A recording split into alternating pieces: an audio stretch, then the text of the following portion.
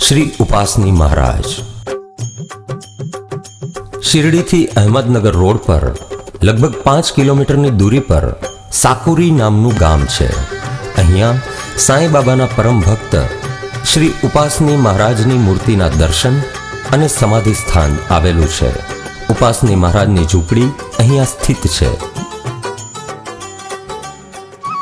दत्त भगवाननु पण एक मंदिर छे, ज्यां दत्त भगवाननी एक मुखी मूर्ति बिराजमान छे।